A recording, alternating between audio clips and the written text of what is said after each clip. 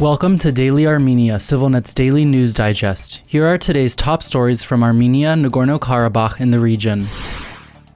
Yesterday afternoon and evening, Azerbaijan repeatedly shelled Armenian positions in the Nagorno-Karabakh regions of Askeran, Martuni, and Martakert. That is according to the Artsakh Defense Army, which said it reported the ceasefire violations to the Russian peacekeepers. The Artsakh Defense Army added that one Armenian soldier was wounded in the shelling. It did not make public the severity of his injuries. In addition, a resident of the village of Chankatagh in the Martakert region said the roof of his house had been damaged in the shelling. Nagorno-Karabakh's interior ministry said it was working to determine the extent of the damage. As of early this morning, the situation along the line of contact between Armenian and Azerbaijani troops in and around Nagorno-Karabakh is relatively stable, according to the authorities in Stepanakert. Azerbaijan continues construction on an Armenian church in the town of Berdzor, apparently in a bid to convert it to a mosque. That is according to Nagorno-Karabakh's State Service for the Preservation of the Historic Environment, which said Azerbaijani crews had removed the cross from the church's dome. The church, which was built in the late 1990s, is located in the town of Berdzor, also known as Lachin. The town came under Azerbaijani control last year after Yerevan agreed to cede control of the area to Baku as part of a pre-arranged change in route of the overland corridor connecting Nagorno-Karabakh and Armenia. Prior to the handover, Stepanakert evacuated the area's Armenian residents and nearly 50 cultural monuments, including khachkars or cross stones.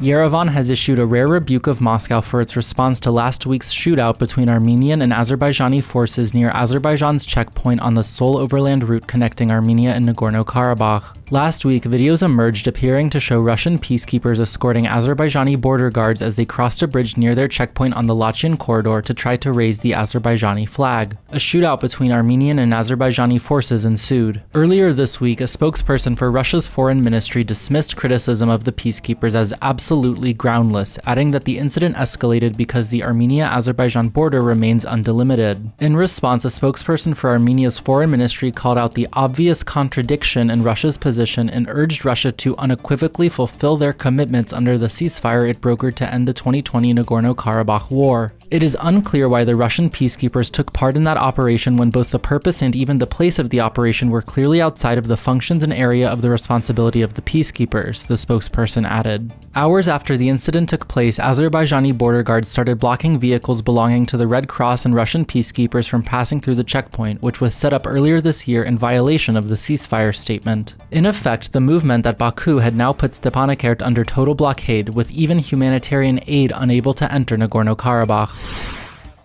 The Parliamentary Assembly of the Council of Europe has called on Azerbaijan to reopen the only overland route between Armenia and Nagorno-Karabakh and restore energy and gas supplies to Nagorno-Karabakh. In a resolution adopted yesterday, the organization urged Azerbaijan to comply with a ruling earlier this year by a United Nations court to take all measures to ensure unimpeded movement of persons, vehicles, and cargo along the Lachin Corridor. The organization also called on Azerbaijan to grant access to Nagorno-Karabakh to international organizations and UN agencies and for the international community to send a fact-finding mission to Nagorno-Karabakh. Despite its name, the Parliamentary Assembly of the Council of Europe is a separate organization from the European Union. Its resolutions are purely symbolic and have no lawmaking or binding powers. And as always, please follow CivilNet for the latest news and independent journalism from our reporters in Armenia, Nagorno-Karabakh, and the region.